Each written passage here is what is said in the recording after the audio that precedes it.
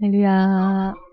오늘의 말씀은 구약성경 창세기 22장 1절에서 18절까지 읽겠습니다. 창세기 22장 1절에서 18절까지 읽겠습니다.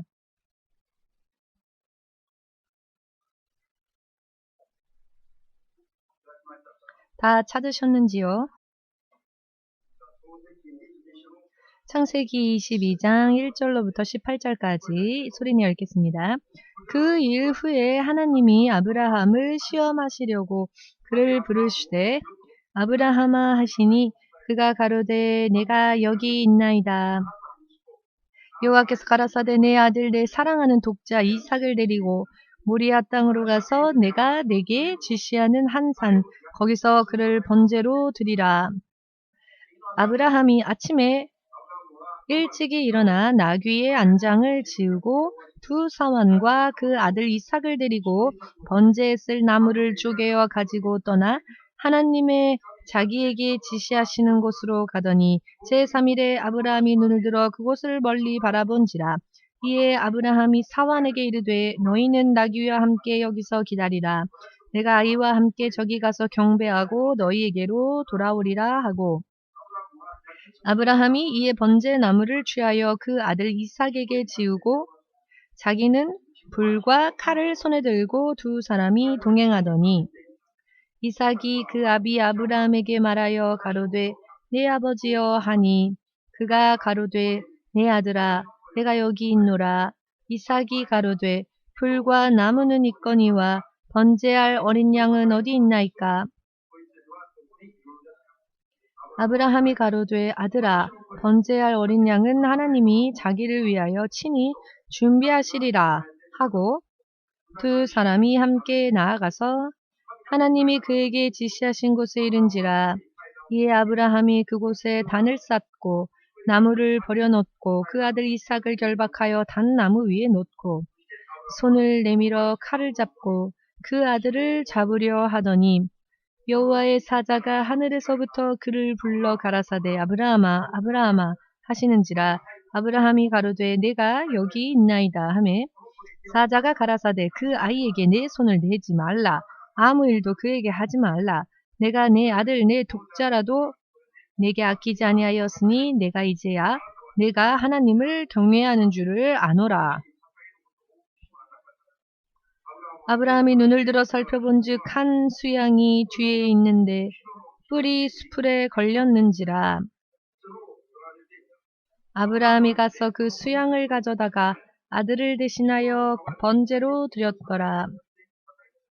아브라함이 그 땅 이름을 여호와 이레라 하였으므로 오늘까지 사람들이 이르기를 여호와의 산에서 준비되리라 하더라. 여호와의 사자가 하늘에서부터 두 번째 아브라함을 불러 가라사대 여호와께서 이르시기를 내가 나를 가리켜 맹세하노니 내가 이같이 행하여 내 아들 내 독자를 아끼지 아니하였은즉 내가 내게 큰 복을 주고 내 씨로 크게 성하여 하늘의 별과 같고 바닷가의 모래와 같게 하리니 내 씨가 그 대적의 문을 얻으리라.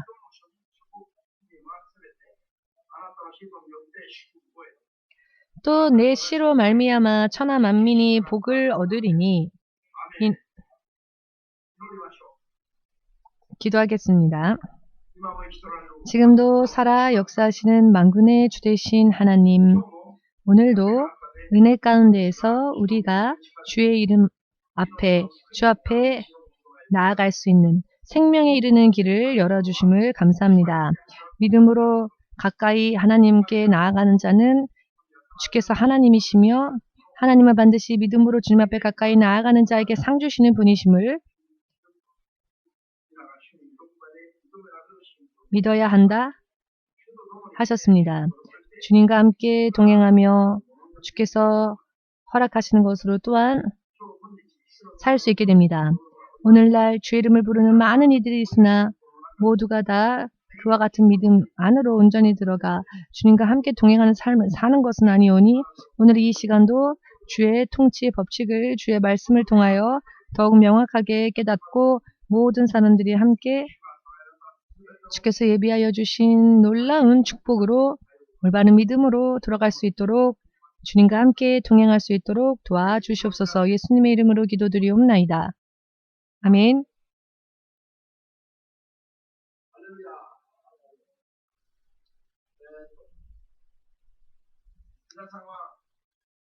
여러분은 하나님의 통치 계획으로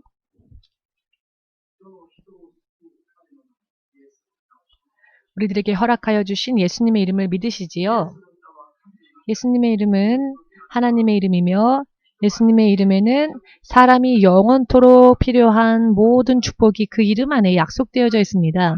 그러나 오늘날 이 세상에서 사는 동안에도 하나님으로부터 생명의 구원뿐만이 아니라 능력뿐만이 아니라 여러 많은 의미에서 사람들이 필요한 그와 같은 축복이 많이 준비되어져 있고 주님을 예비해 주시는데요. 그러나 모든 크리스찬들이 예배되어진 모든 축복을 다 받아 누리고 사는 것은 아니며 모든 크리스찬들이 믿지 않는 이방인들에게 보란듯이 우리가 믿는 예수님을 담대하게 전할 수 있는 간증을 모두가 다 가지고 있는 것은 아닙니다.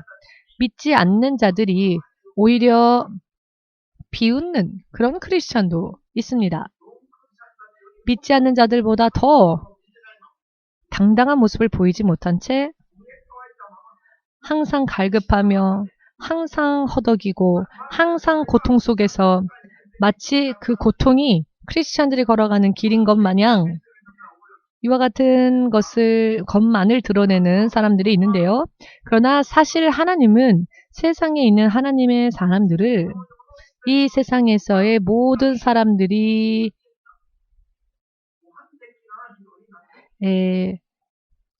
볼 때에 축복의 모범과 같은 사람이 되시기를 원하십니다.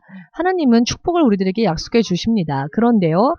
어떠한 이들에게 하나님은 이러한 축복을 약속해 주시는가 하면 하나님께서 옳다 하시는 믿음 위에 서는 자, 축복받기에 합당한 믿음, 그 믿음, 자기의 기준대로의 믿음이 아니라 하나님께서 옳다 하시는 믿음의 기준에 서는 사람에게 하나님은 모든 것을 약속하여 주십니다. 그렇기 때문에 하나님께서는 당신의 기준에 맞는지 당신의 기준에 맞지 않는지를 반드시 시험해 보십니다. 그리고 하나님은 당신의 약속을 실행하십니다. 이 부분을 절대로 우리는 잊어서는 안 될 것입니다. 여기서 시험은 테스트이지요. 유혹이 아니라. 자, 예를 들어서 한국 같은 경우에는 신학교에 입학하는 자들의 숫자와 졸업하는 자의 숫자 비교할 수 없을 정도로 차이가 난다 합니다.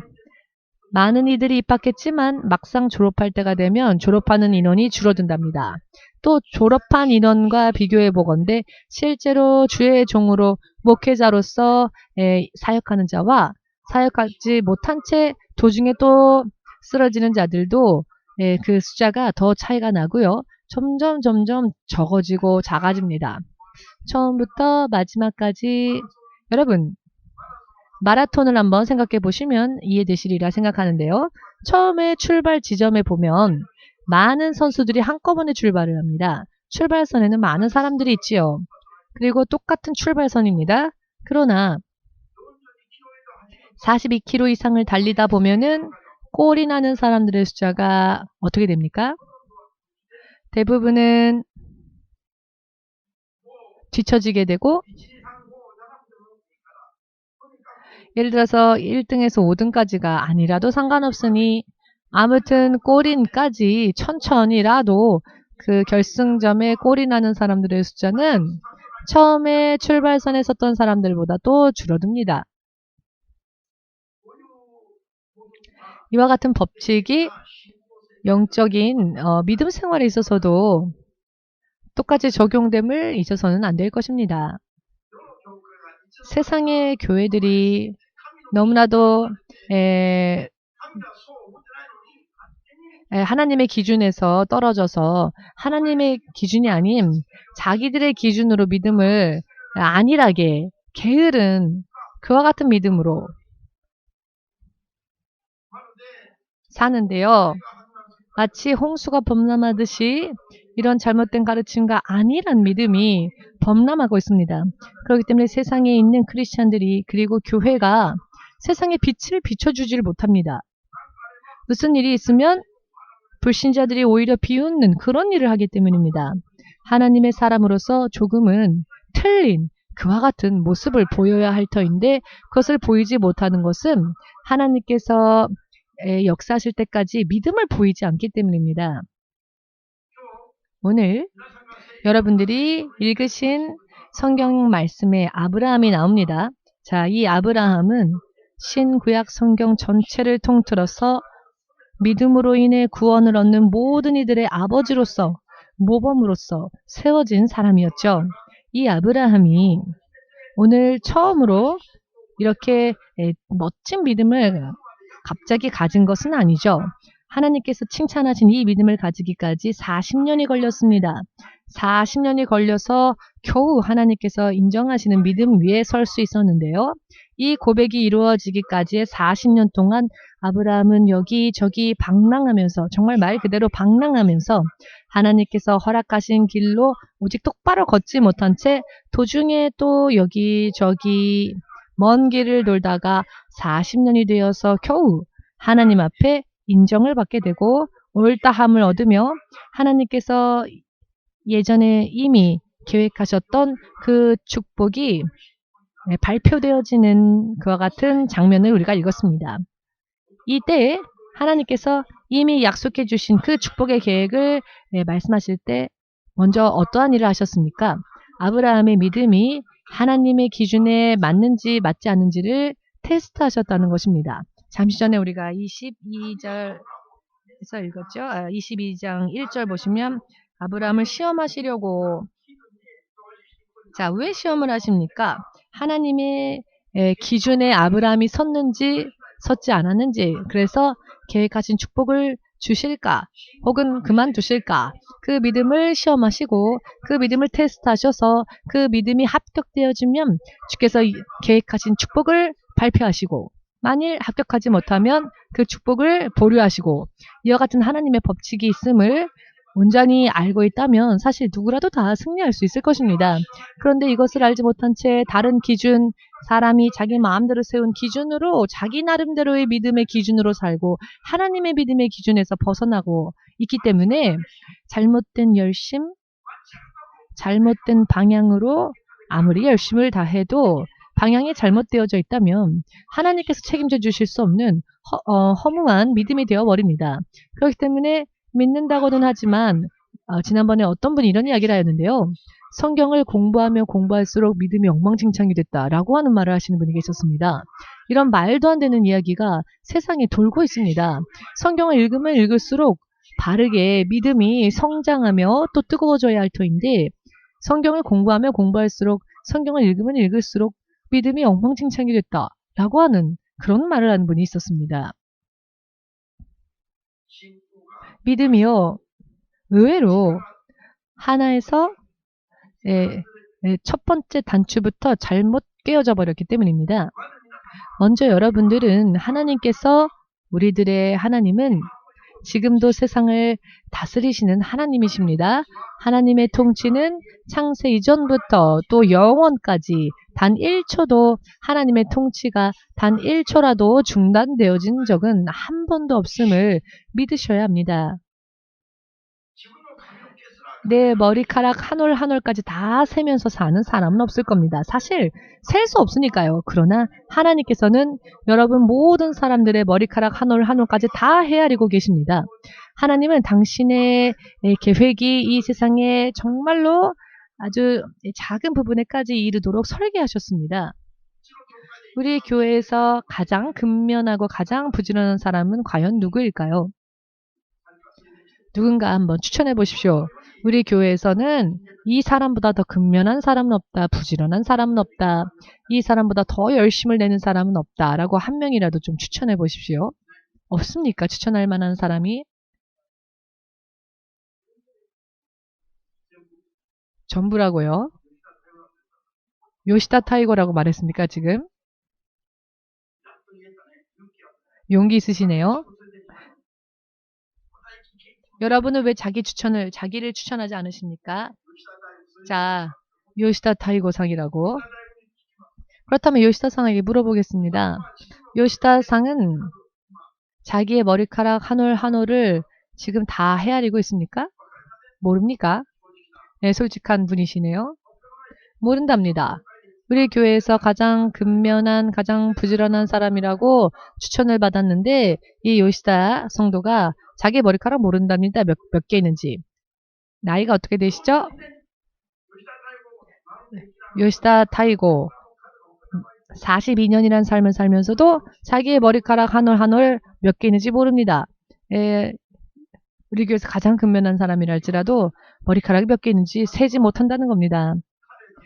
자, 하나님은 저 성도뿐만 아니라 모든 온 인류의 각각 개개인의 머리카락 한 올 한 올까지 다 헤아리고 계신다는 것을 믿으십니까? 정말 대단하지요? 그러나 하나님께서는 이것은 그렇게 대단한 이야기가 아닙니다. 너무나도 간단한 이야기입니다.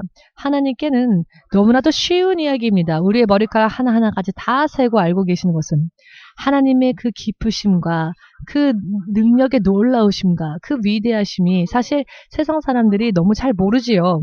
우리는 하나님의 이런 놀라운 부분을 정말 생각하며 살아야 합니다.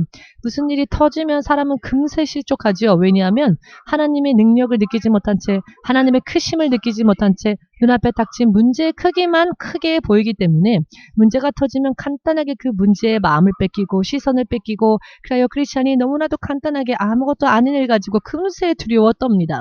그러나 실상 그 문제는 그 어떤 모든 문제가 하나님 앞에서는 지극히 작은 것입니다.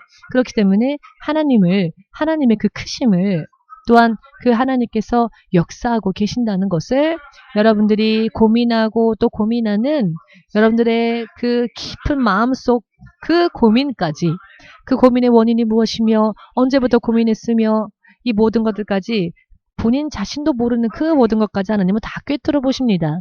그럼에도 불구하고 그 하나님을 아직 온전히 신뢰하지 못하는 부분에 문제가 있는 것입니다. 또한 그 하나님께서 실제로 온 세상을 통치하시고 다스리신다는 것을 실제로는 인정하지 못하고 믿지 못하는 것에 문제가 있습니다. 오늘 우리는 더더욱 마음을 하나님 앞에 순전하게 열고 전능하신 하나님께서 지금도 우리가 깨어있건 또 자고 있건 내가 깨닫고 있건 깨닫지 못하건 모든 면에 있어서 우리의 머리카락 하나하나까지 다 세시며 우리를 다스리신다는 것을 확실하게 믿어야 합니다. 아멘 되십니까? 다만 이 우리의 하나님은 믿음을 보고 역사하십니다. 이런 전능하신 능력을 하나님은 한 손에 쥐고 계시지만 또한 단 한 번도 당신의 통치하심을 쉬지 않으시고 중단하지 않으시는 분이시지만 그러나 믿음을 보고 역사하시는 분이십니다. 믿음을 보이지도 않는데 그 사람과 함께 일하는 분이 아니라는 것을 우리는 깨달아야 합니다. 깨닫지 못하면 믿음 생활이 또 헛되게 됩니다. 여러분 믿으십니까? 오늘 반드시 여러분들이 기억하시기를 원하는 것은 하나님께서는 믿음을 테스트하신 후에 그 믿음이 인정되어질 때 하나님의 기준으로 그 믿음이 인정되어질 때 하나님은 역사하신다. 이것이 바로 하나님께서 역사하시는 시점이 됩니다. 하나님은 어떤 시점에서 어떤 사람을 구원하시고 또는 어떤 사람을 구하시고 어떤 사람을 치유하시고 어떤 사람을 축복하시고 어떤 사람을 고쳐주시는가? 그 시점은 언제부터인가? 하나님의 기준에서 그 사람의 믿음이 인정되어졌을 때 하나님은 시험하십니다. 여러분 우리가 무언가를 사용하기 전에도 그것이 좋은지 안 좋은지 시험해 보지 않습니까? 이 세상에 있는 사람으로 인해 만들어진 것들도 설계하여 설계도대로 다 만들고 테스트하지도 않고 그것을 테스트해보지도 않고 그대로 그것을 파는 그런 일은 안 하지요. 이런 것들도 그렇고 작은 것이건 큰 것이건 차건 비행기건 총이건 여러분들이 사용하는 모든 것들이 다 사람이 설계하고 만들어낸 후에 먼저 그것을 시품이 있지요. 시험해보기 위해서 만드는 샘플, 시험해보기 위해서 만들고 이것저것 시험해보고 설계도 대로 온전히 물건이 만들어졌는지 어떠한지를 테스트해보고 합격되면 그것을 완성품으로써 시중에 판매합니다. 하나님께서 사람을 사용하실 때에도 사람에 대하여서도 하나님은 테스트하십니다. 하나님은 우리의 믿음을 테스트하십니다. 이것을 잊어서는 안 됩니다. 그런데 하나님께서 우리를 테스트하실 때 우리의 믿음을 점검하실 때 우리는 합격을 해야 합니다. 합격하지 않으면 다음 단계로 가지를 못합니다. 하나님의 역사를 볼 수가 없습니다. 합격했을 경우에 그 합격한 만큼 하나님의 역사하심을 볼 수 있으며 하나님으로부터 무언가 얻을 수 있게 됩니다. 이것을 믿으시기를. 아멘. 무엇보다도 정말 중요한 말씀이 오늘의 본문 말씀이지요. 믿음의 조상으로서 세워지기 위하여 택함을 받은 아브라함이 40년 걸려서 겨우 오늘 하나님 앞에 합격했습니다. 40년 동안 하나님 앞에서 우왕좌왕하며 여기저기 방랑하고 방황하다가 40년 걸려서 겨우 하나님 앞에 옳다 인정을 받고 합격을 받아 믿음의 조상으로 하나님께서 계획하신 대로의 사람으로 되었습니다. 그와 같은 믿음의 사람이 되었습니다. 그렇게 된 원인이 바로 오늘 우리가 읽은 본문 말씀의 사건이 계기가 되었다는 겁니다. 40년이나 걸렸죠. 다만 오늘날 이 시대를 사는 우리들은 하나님의 은혜 가운데에서 성령의 도우심이 약속되어져 있기 때문에 40년이 4년으로 단축되어질 수도 있고요.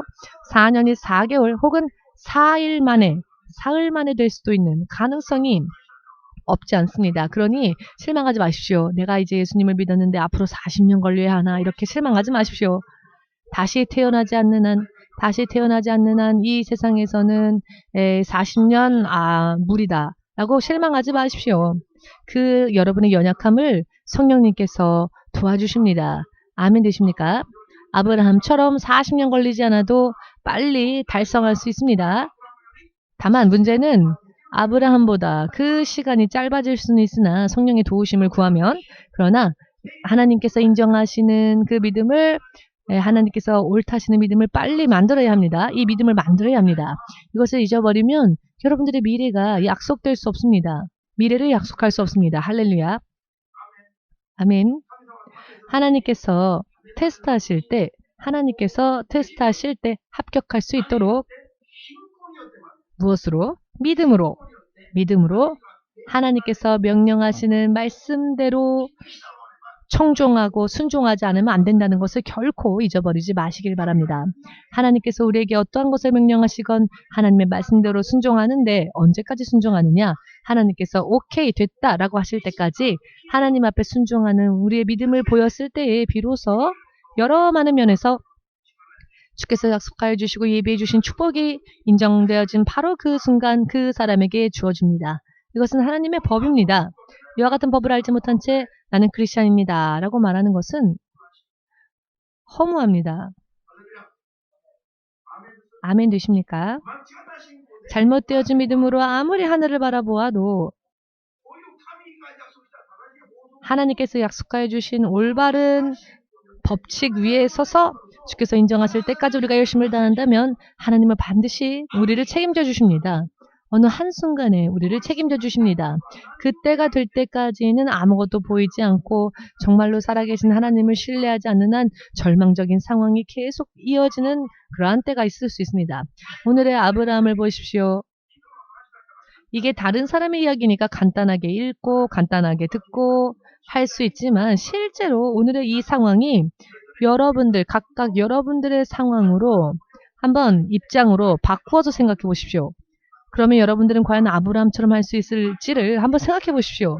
이것을 생각해 볼 때 내 믿음이 어떠한지를 확실하게 볼 수 있을 것입니다. 가감 없이. 어떤 이는 사귀던 사람이 하나님의 뜻이 아닙니다 라고 말씀하신다면 우는 한이 있어도 포기하겠습니다 라고 하나님 앞에 고백한 사람이 있었습니다. 그런데 눈물을 흘리면서 그 고백을 하기까지 많은 아픔과 슬픔이 있었습니다.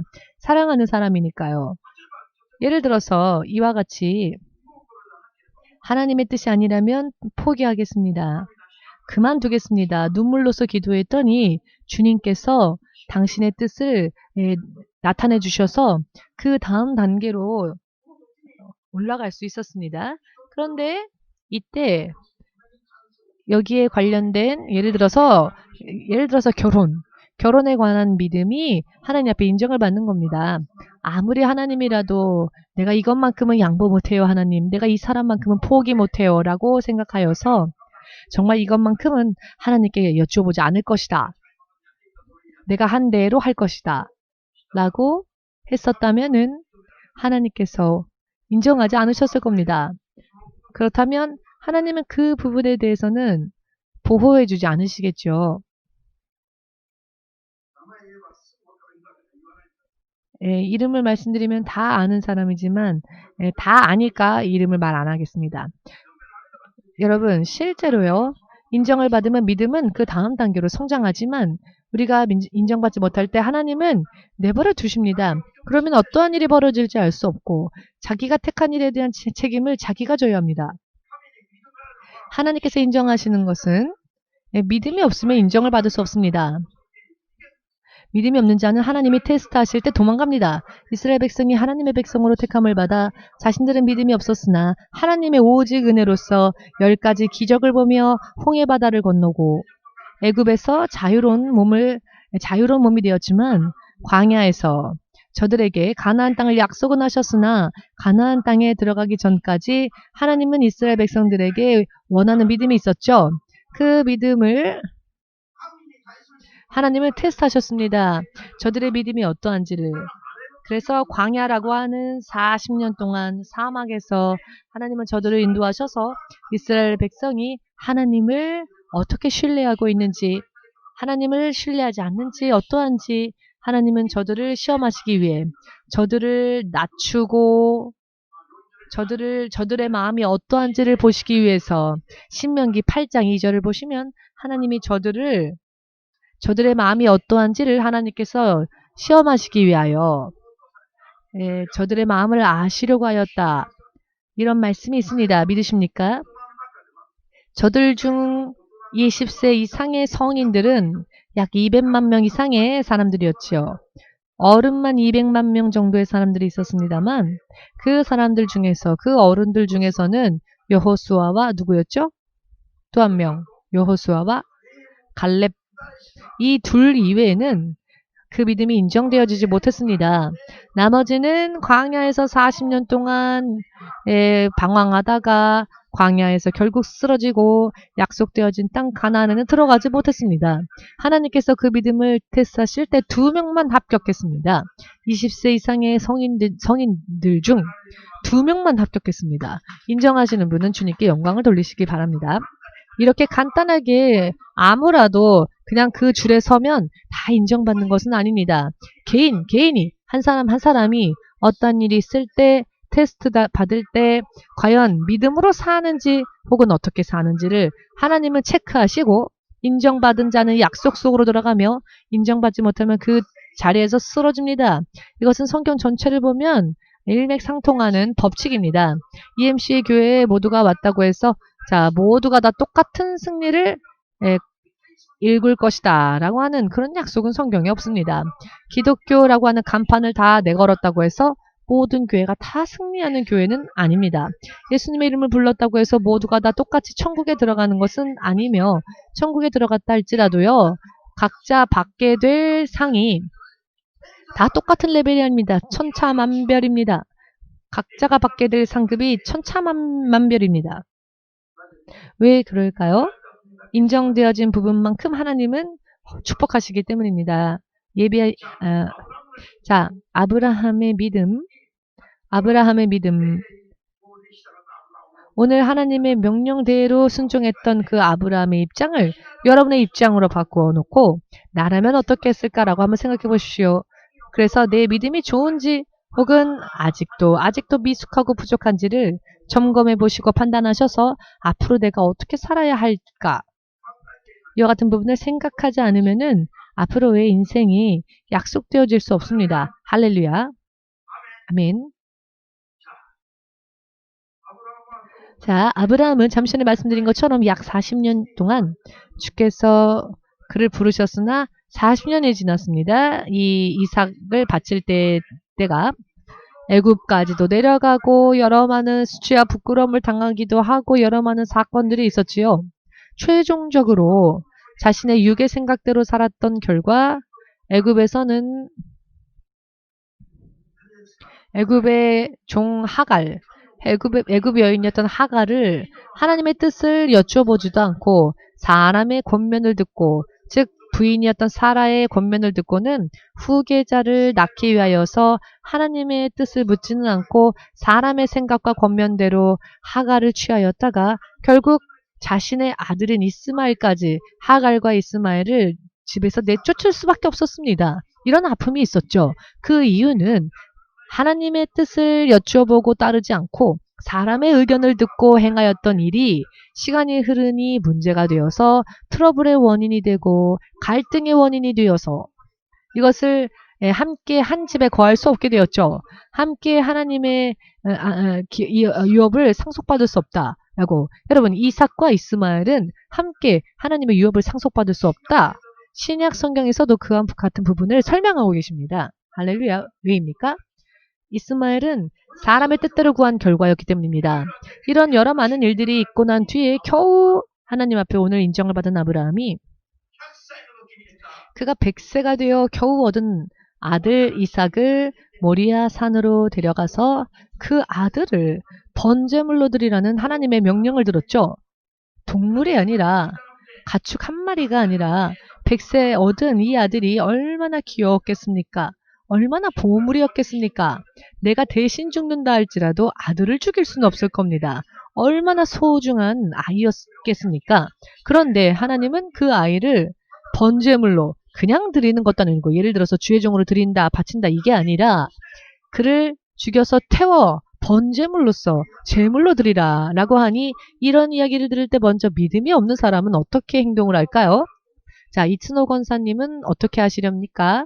먼저 손가락을 하늘을 향해 찌르면서 하나님이 도대체 어디에 계십니까? 아니, 어떻게 이런 말도 안 되는 이런 이야기를 하시렵니까? 혹은 그 말씀을 겸허하게 받겠습니까? 생각해 보신 적이 없으시다고요? 자, 그렇다면 오늘 한번 생각해 보십시오.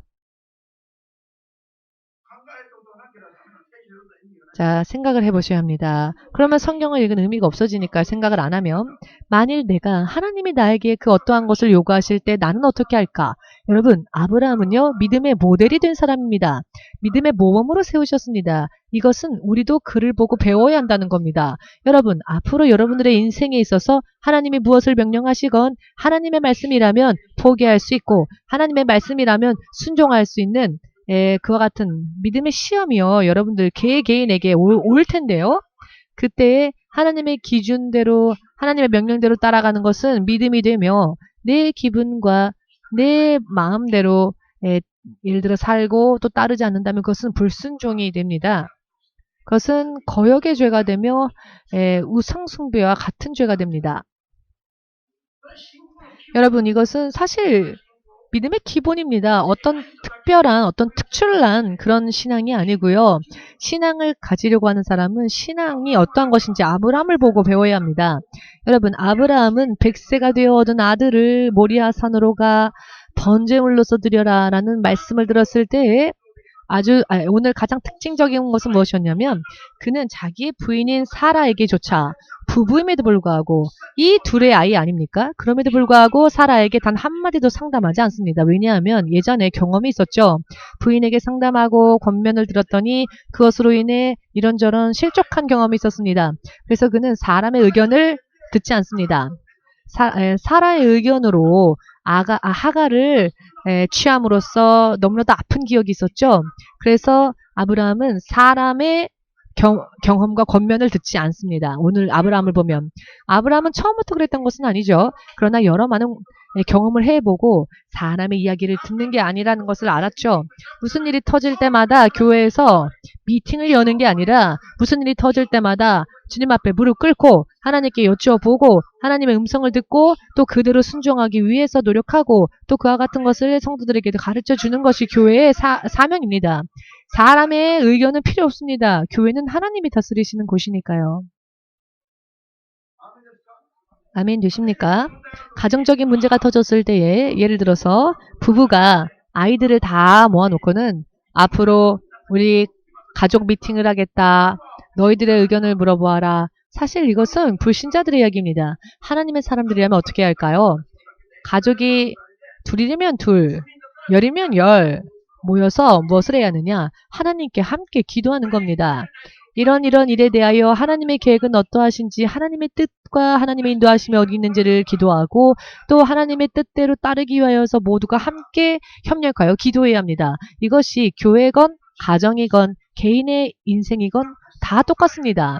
그래서 아브라함은 40년 동안 경험하고 체험해 보았더니 사람의 권면은 그런 어떤 사람의 조언은 참고할 수 없는 것이다. 오직 하나님의 말씀대로 그거는 누구하고도 상담하지 않고 하나님이 주신 말씀대로 함께 길을 떠났던 사환에게도 묻지 않고 아니 오히려 그 아들에게조차 단 한마디도 미리 이야기하지 않았죠. 아무런 언질 없이 오직 하나님의 말씀을 묵묵히 따랐고 사실 모리아 산까지 갈 때까지 3일이라는 시간이 걸렸는데요. 순간이라면 누구라도 할 수 있을지 모르지만 3일이라는 시간이 있습니다. 그러면 이 3일이라는 시간 동안 얼마나 많은 생각들이 머릿속을 스쳐 지나갔겠습니까? 내가 이 아들을 결박할 때 그리고 내가 칼로 이 아들을 찌를 때 아들이 어떻게 반응할까? 이런저런 여러분 상상이 안 되십니까? 그럼에도 불구하고 3일이라는 시간 속에서도 그는 동요하지 아니하고 마음을 단단히 하여 모리아산까지 갔다는 것입니다. 여러분 이것을 여러분이 할 수 있을지 어떠할지 기도하며 생각해 보시고 이러한 믿음이 없다면 성령님께 구하십시오. 아브라함과 같은 믿음이 나에게도 있길 원합니다. 성령의 믿음의 은사를 허락하여 주시옵소서. 항상 기도해야 합니다. 왜냐하면 언제 어느 곳에서 어떻게 하나님이 여러분에게 믿음을 요구하실지 알 수 없기 때문입니다. 모르는 일입니다. 참 조그만 일 때문에도 혈색이 바뀌고 조금만 일이 터져도 마음이 요동치고 조그만 일이 생겨도 시험 드는 그런 믿음으로 어찌 아브라함과 같은 믿음을 우리가 흉내라도 낼 수 있겠습니까? 이 본문 말씀에 나와 있는 이야기가 여러분들에게는 전혀 상관없는 전혀 관계없는 타인의 이야기라고 생각하지 마십시오. 나에게 하나님께서 어떤 것을 요구하실지 알 수 없는 일입니다. 물론 경우에 따라서 개인의 차이는 있겠습니다만은 하나님께서는 그러나 어떠한 모양이건 우리들을 이와 같이 우리들을 시험해 보시고 그리고 그 다음 단계로 축복을 선언하십니다. 이것이 기본적인 단계라는 것을 여러분 믿으시길 바랍니다. 3일 동안 모리아산을 향해 갑니다. 그리고 장작더미를 쌓아 올립니다. 그리고 그 제단 위에 아들을 묶은 채로 아들을 눕힙니다. 이삭은요, 순종의 상징적인 인물 아닙니까? 왜냐하면은 이삭은 이미 그 당시 사춘기 무렵이 된 나이였습니다. 세휘 정도나 조금 더 나이가 먹었을 수도 있겠습니다. 아무튼 중학생 정도의 그러니 전부 다 압니다. 어른들의 이야기를 들으면 다 이해가 되고요. 어른들이 무슨 일을 하는지도 보면 다 알고요. 사춘기 정도의 아이가 되면은 다 압니다. 그런데 이 사춘기 정도 되는 아들 이삭이 순순히 아버지가 자기를 결박하는 대로 그대로 순순히 따릅니다. 그는 절대로 아버지를 신뢰했습니다. 내 아버지가 나에게 어떤 일이 있다 할지라도 나를 나쁘게 할 일 없다 라고 하는 신뢰가 있었습니다. 어린 양 예수님이 성부 하나님의 뜻대로 따르던 것처럼 순종의 또한 상징이 이 이삭이라 할 수 있습니다. 이삭도 대단하지요. 또 마음속으로는 울고 있었을 아브라함 또한 이 아들을 번제물로 드리기 위해서 결박하고 제단 위에 올려놓고 드디어 칼을 빼려고 합니다. 아마도요, 대체적으로 이 정도까지 혹은 여기까지 올렸을지도 모르겠습니다. 이제는 1분도 걸리지 않았을지 모릅니다. 그러나 정말 몇 초 만에 정말 아들을 향해 내리 찍을 수 있을 정도의 까지 그는 순종을 주저하지 않았다는 겁니다. 그런데 여기까지 행동할 때 아브라함의 마음이 히브리서 11장 18절 19절에는 그때의 아브라함의 마음에 대해서 설명하시는데요. 주께서 이삭으로 인해 너의 후손이 번성할 것이다 라고 약속해 주셨기 때문에 이삭을 통해서 후손을 주신다고 하나님은 약속하셨기 때문에 하나님의 약속은 반드시 이루어진다라고 아브라함은 신뢰하여서 의심하지 않고 흔들리지 않았다는 겁니다. 그런데 하나님이 갑자기 돌연 그 이삭을 드리라고 하십니다. 그러니 그 후에 아브라함은 또 무엇을 믿었느냐면은 이삭을 통해서 많은 후손을 주신다고 약속해 주신 하나님께서 이 이삭을 번제물로 드리라고 하신다면 반드시 하나님은 이렇게 하실 것이다. 어떻게? 내가 명령에 순종하여 이삭을 드리면 이삭은 죽겠지만은 그러나 죽은 자 가운데서 이삭을 다시 살리실 수 있는 하나님이시다. 그리고 그 이삭을 통해 또 나에게 약속해 주신 대로 많은 후손을 주실 것이다. 이렇게 하나님은 반드시 약속을 지켜주신다. 죽은 자 가운데서도 살려주실 것이라는 것까지 믿었다는 겁니다. 아브라함이. 그런 믿음으로 하나님을 순종했다라고 하는 설명이 신약성경 히브리서 에 나와 있습니다. 얼마나 놀라운 믿음입니까? 우리도 이와 같이 하나님을 믿어야 합니다. 하나님이 무엇을 명령하시건 의심하지 아니하고 흔들리지 않는 것. 하나님이 무엇을 명령하시건 하나님은 반드시 우리들에게 나쁜 일을 하지 않으실 거라는 것. 약속대로 생명으로, 축복으로, 승리로 반드시 인도해 주실 하나님이시라는 것을 믿어야 한다는 것입니다. 아멘 되십니까? 여기까지 왔더니 하늘로부터 음성이 들리는데 하나님의 천사가 아주 당황한 목소리로, 왜냐하면은 아브라함은 정말로 진짜로 찌르려고 했기 때문에 당황하여서 아브라함아 아브라함아, 이것은 순간에 일어난 이야기였죠. 마지막 순간에 벌어졌던 이야기였습니다. 여기까지 믿음을 가지고 가면 됩니다. 그러면 어느 한 순간, 그 순간까지는 하나님의 역사가 보이지 않죠. 내가 믿음을 보여야만 하는 순간뿐이니 힘들 수 있습니다. 그러나 여기에 믿음이 필요하다는 것입니다. 하나님을 아브라함은 신뢰했습니다. 그랬더니 당황하시고 걱정하셨던 것은 하나님이셨습니다. 하나님께서 서둘러 여기까지 너가 했구나. 그래 알았다. 기다려라. 아브라함아 잠깐만 기다려라. 너는 그 아이에게 그 손을 내리지 말라. 아무것도 그 아이에게 하지 말라. 라고 하나님께서 이번에는 거기까지의 믿음의 행위를 하나님께서 보시고 역사하시기 시작하십니다. 하나님께서 역사하시기 시작한 지점이 바로 여기 이 시점이었습니다. 믿음이 인정되어진 순간 하나님의 역사가 시작되었습니다. 그랬더니 하나님은 그 아이에게 아무것도 하지 말라. 그 후에 하나님은 너로 인해 열방의 민족이 축복으로 들어갈 것이다. 너의 후손의 숫자가 하늘의 별과 같이 바닷가의 모래알과 같이 번성할 것이다 라는 약속을 확실하게 선언하시고 또 그대로 되지요. 이 믿음이 인정되어진 결정적인 순간이었습니다. 믿음이 합격했을 때 하나님은 축복을 선언하셨습니다. 이스라엘 민족이 애굽을 떠나 그 믿음이 인정되어진 어른들 속에서는 여호수아, 갈렙, 많이, 그리고 그 후에 태어난 아이들 많이 요단강을 건넜죠. 그때 여리고성이 있었습니다. 하나님은 그 여리고성을 어떻게 침공하게 하셨습니까? 매일 하루에 한 번 여리고성을 돌고 7째 되는 날에는 7번 돌고 그때 돌고 난 뒤에 함성을 질러라 라고 하는 명령을 내리십니다. 하나님께서 명령하신 대로 매일매일 행했습니다. 7일째 되는 날에는 7번 돌았습니다. 7번 돌았어도 7일째가 되어 7번을 다 돌았지만 아무것도 아직 일어나지 않았지요. 그런데 마지막 명령이었던 함성을 올려라.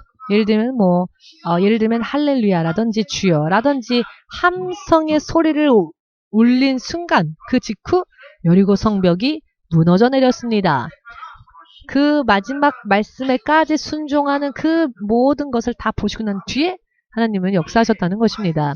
만일 매일 하루에 한 번 돌고 7일째 되는 날 7번 돌았는데 마지막 함성을 지르지 않고 7번만 돌고 나서는 우왕좌왕했었다면 어떻게 됐었을까요? 마지막에 함성을 올리기까지 하나님이 역사하지 않으셨을 것입니다. 이것을 우리는 깨달아야 합니다. 이것을 우리는 깨달아야 합니다. 그런데 그 바로 직전에 좌절하고 포기하는 사람이 얼마나 많은지요. 하나님은 살아계시며 하나님께서 역사하지 않으시는 게 아니라 사람의 믿음이 하나님이 역사하실 때까지 기다리지를 못합니다.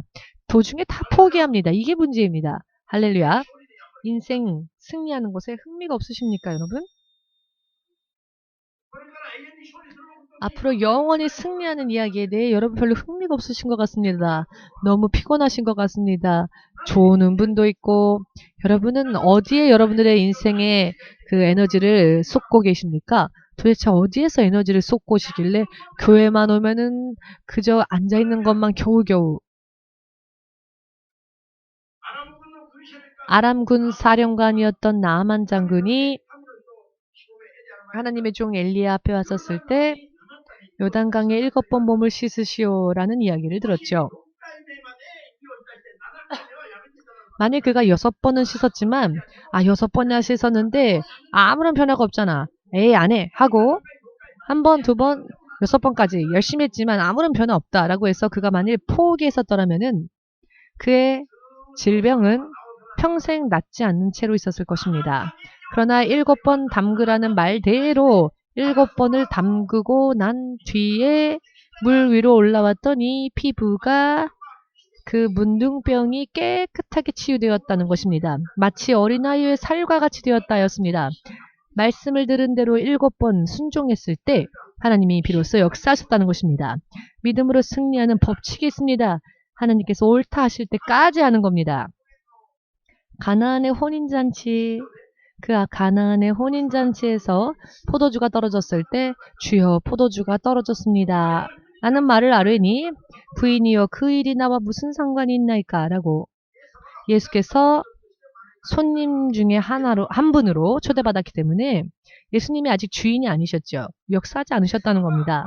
예수님은 그와 같은 이야기를 말하는 마리아를 향해 부인이여 아직 나의 때가 오지 않았나이다 라고 말씀하실 때 마리아는 금세 깨달았습니다.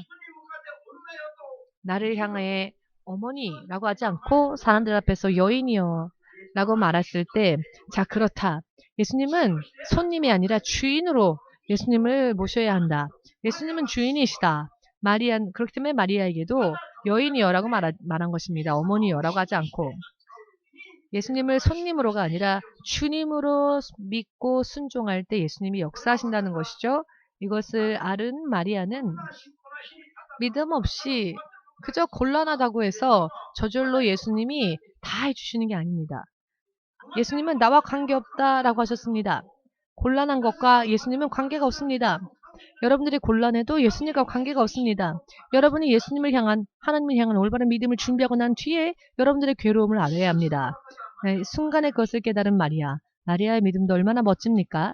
그는 그것을 알고 있었기 때문에 그 비밀을 깨달았기 때문에 마리아는 금세 태도를 바꾸죠. 더 이상 주님께 부탁하지 않고 하인들에게 말하기를 이분께서 무엇을 말씀하시던 그대로 행하십시오 라고 말합니다. 의미를 이해하시겠습니까? 이 의미가 이해되십니까?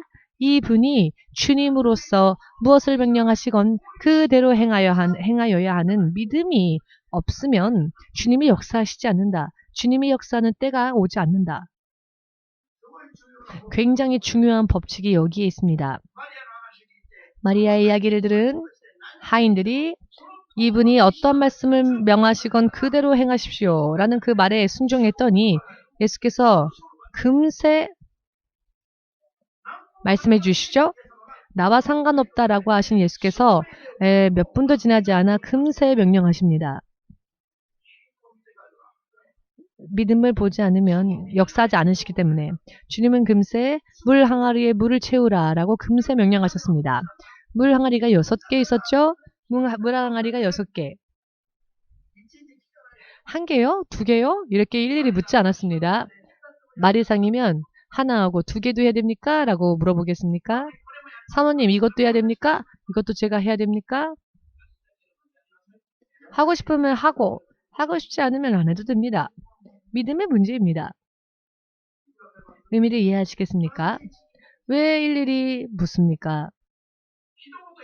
한마디 들었으면 자, 이 하인들은 7개, 6개 채우라 하셨을 때 더 이상 묻지 않고 그대로 한 번 들은 대로 행동했습니다. 그랬더니 물 항아리에 물이 6개 다 채워질 때까지 보고 계셨죠? 만일 그 하인들이 도중에 포기했다면 그냥 그대로였을 것입니다. 그 물 항아리에 다 물을 채웠을 때 주님께서 비로소 그 다음 단계에 대해서 선언하십니다. 자, 이것을 그 연회장에게 가져다 주어라. 이것은 그 다음 단계를 향한 말씀이셨죠? 그렇게 행동했더니 어느샌가 물 항아리에 있었던 물이 연회장에게 가져다 주는 동안에 포도주로 변해져 있었습니다. 만일 도중에 이 물 항아리를 5개까지는 채웠는데 6개까지는 채우지 않았다면 주님은 지금까지도 기다리셨을 겁니다. 할렐루야. 왜 세상에 있는 크리스찬들이 승리하지를 못합니까? 왜 세상에 있는 크리스찬들이 하나님의 권위와 능력으로 자부심을 가지고 당당하게 세상을 살지 못합니까? 주님이 역사하시는 믿음을 보이질 않기 때문에 그렇습니다. 주께서 역사하실 때까지 믿음을 보이지 않기 때문입니다. 예수님은 전능하신 하나님이십니다. 믿으시면 오른손을 올리십시오. 예수님이 전능하신 하나님이시며 이렇게 역사하신다고 믿으시면 오른손을 드십시오. 내리세요. 자, 모두 믿음이 들어가셨군요. 제가 오른손 들라고 했을 때 대체적으로는 들자마자 바로 내리는데 오늘 여러분들을 보니 내리라는 말 하기 전까지는 계속 들고 계셨습니다. 이게 믿음입니다. 자, 무슨 의미인지 제가 무엇을 말씀하려고 하는 건지를 이해하시겠습니까? 드세요 했더니 대부분이 다 드신 채로 기다리셨죠? 어떤 분들은 들으라고 하면 들자마자 바로 내리는 분이 있습니다. 아직 내리란 말 안 했는데 들으라고 말하면은 들자마자 바로 내리는 분들도 있습니다. 그런데 여러분들이 오늘 행동으로 고백하셨네요. 올리라 하였으니 올렸습니다. 네, 주님 앞에 그렇게 하십시오. 내리라고 하지 않은 한 내리지 마십시오. 주께서 올리라 하시면 올리시고 그래 내려라 하시면 그때 내리십시오. 이것이 주께서 우리들에게 요구하시는 순종의 믿음입니다. 오늘 설교는 다 잊어버려도 좋으니 이 손을 올리고 내린 것만이라도 기억하십시오. 올리라 하시면 올리고 내리라 하시지 않았다면 계속 올리고 내리라 하실 때 내리고. 예전에는요, 목사님이 올리세요 하면은 올리고 나면 바로 내립니다. 그래서 제가 항상 아니 아직 내리라고 하지 않았는데 왜 내립니까? 라고 한 적이 있었죠. 무의식적으로 내립니다. 올렸으니까 됐겠지 하고. 그러나 올리라고 했으면 올리고 내리라고 하지 않으면 계속 올리고. 무슨 말씀을 하시건 주의 말씀대로 다시 말씀하실 때까지 그대로 오직 말씀대로. 이것이 바로 반드시 승리하는 여러분들의 믿음이 된다는 것. 깨달으신 분만 아멘으로 주님 앞에 영광을 돌리시기 바랍니다. 지금도 주님이 때때로 어떠한 모양으로건 주님이 여러분들의 믿음을 테스트하실 수 있습니다. 어떠한 각도에서 어떠한 지시를 주께서 내리시건 그대로 순종하겠습니다. 이제 그만해라 할 때까지. 많은 크리스찬들을 만나서 이야기를 해보면 예전에는 우리도 그렇게 했어요. 이렇게 옛날의 경험은 있는데 오늘의 경험이 없습니다. 그래서 거기까지로 끝이 나는 겁니다. 여러분 계속 되어져야 합니다. 계속 되어져야 합니다. 그러면 가면 갈수록 강해지고 가면 갈수록 풍성해지며 이번에 코로나의 이 사건을 통해서 정말로 하나님에 대한 믿음이 진짜로 있는지 혹은 없는지 이번에 코로나를 통과해 보니 주님이 코로나를 통해 테스트해 보셨습니다. 그랬더니 EMC처럼 또 믿음이 더 뜨거워지는 사람들이 있는가 하면 더 예배를 나오는가 하면은 금세 교회 안 나가고 가정 예배 드리면 되지. 가정 예배에서 은혜를 느낍니다. 이렇게 하는 것은 미혹이라는 것을 아직 모릅니다. 지금 주님께서 테스트하십니다. 마지막 시대를 주님과 동행하는 교회와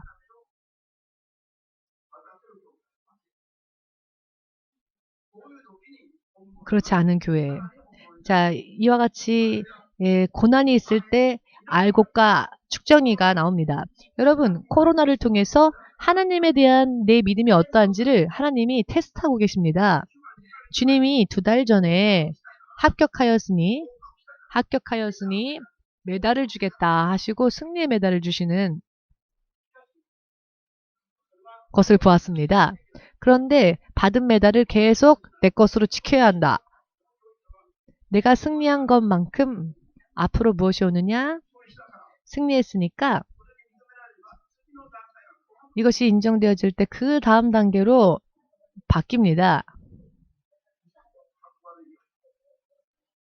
자, 균형을 잡으려고 하나를 더 뺐습니다. 아시겠습니까? 이번에 이 코로나를 통해서 우리의 믿음이 또 주님 앞에 인정을 받으면 우리는 다음 단계로 갈 것입니다. 이때 합격되어지지 못하면 랭크가 더 좋아지진 않을 겁니다. 앞으로 시간이 흐르면 눈으로 보고 확인할 수 있게 될 것입니다. 아, 정말이다. 아, 그게 진짜구나. 오늘의 설교를 잊지 마십시오. 개인이건 교회건 모두가 다 똑같습니다. 테스트 하실 때 합격하면 그 다음 단계로 갈 수 있습니다. 여기에서 떨어지면 그 다음으로 가지 못하는 것은 말할 것도 없거니와 하나님과의 관계도 견고해지지 못할 겁니다. 코로나보다 100배 더 심한 것이 온다 할지라도 우리는 주름살 하나 생기지 않고 주님의 보호하심 속에 있을 것입니다. 아멘 되십니까? 왜 주저하십니까? 왜 주님 앞에 나아가는 것을 주저하십니까? 왜 주님 앞에 나아가 예배드리는 게 오히려 여러분들에게는 검이 됩니까? 왜 살아계시고 역사하시는 하나님 앞에 나아가서 예배드리는 게 여러분들에게 오히려 검이 됩니까? 왜 그것이 여러분들에게는 위험이 됩니까? 가장 안전한 것 아닙니까? 예배야말로 가장 안전한 것 아닙니까? 동경과 요코하마에서는 세계 최고로 지진의 위험도가 높은 나라이지만 도시 지역이지만 저는 제가 가장 안전하다고 생각합니다. 왜냐하면 살아계신 하나님과 항상 함께 있으니까요. 할렐루야. 확신을 가져야 합니다. 환경을 보고 좌우되어져서 안 됩니다. 동경이 가장 위험도가 높다. 그것은 이 세상의 상식일 뿐입니다. 이 세상을 지으신 하나님과 함께 한다면 하나님께서 이 지역이 위험하니까 하나님께서도 실패하시겠습니까? 그렇지 않습니다. 절대로. 아멘 되십니까? 저는 동경이 제일 안전하다고 생각합니다.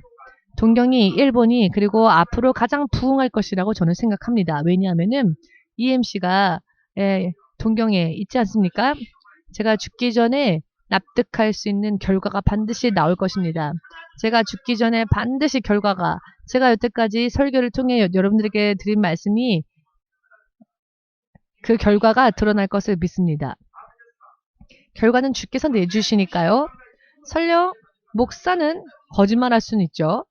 그러나 주님은 절대로 거짓말하지 않으십니다.